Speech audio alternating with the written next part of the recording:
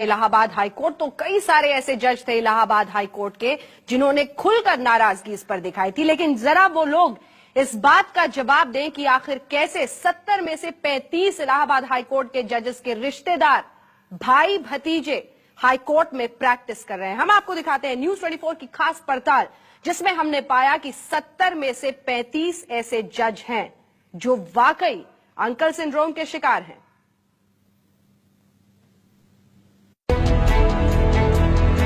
कुछ जजों के बेटे सगे संबंधी इसी कोर्ट में प्रैक्टिस कर रहे हैं। प्रैक्टिस शुरू करने के कुछ दिनों के भीतर ये लोग लाखों कमा लेते हैं। उनके भारी भरकम बैंक खाते हैं, लग्जरी कारें हैं, बड़ी बड़ी कोठियां हैं और वो लोग ऐशो आराम की जिंदगी बिता रहे हैं। देश की सबसे बड़ी अदालत की इस टिप्पणी का एक एक लफ्ज सच से सराबोर है। ये महज सुप्रीम कोर्ट की टिप्पणी नहीं, इलाहाबाद हाई कोर्ट की कड़वी हकीकत है। सुप्रीम कोर्ट की टिप्पणी हाई कोर्ट को भले ही नागवार लगे, लेकिन सच तो आखिर सच ही रहेगा। और वो सच ये है कि इलाहाबाद हाई कोर्ट के 70 जजों में से 35 के रिश्तेदार इसी हाई कोर्ट में प्रैक्टिस करते हैं। आइए हम आपका कुछ ऐसे जजों से परिचय करवाते हैं जिनका कोई ना कोई रिश्तेदार काला चोंगा पहनकर धड़ल्ले से कमाई कर रहा है।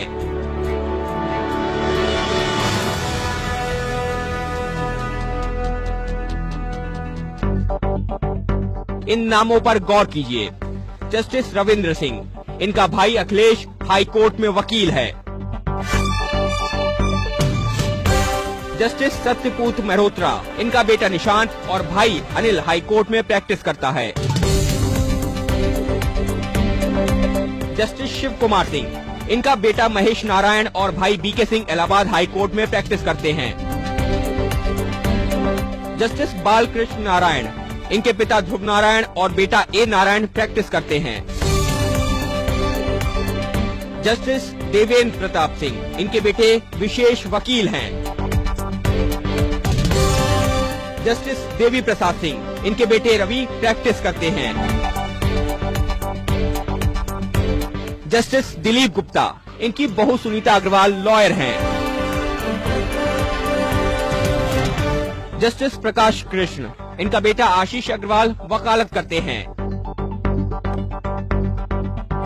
जस्टिस अशोक भूषण, इनका भाई अनिल और बेटा आदर्श प्रैक्टिस करते हैं।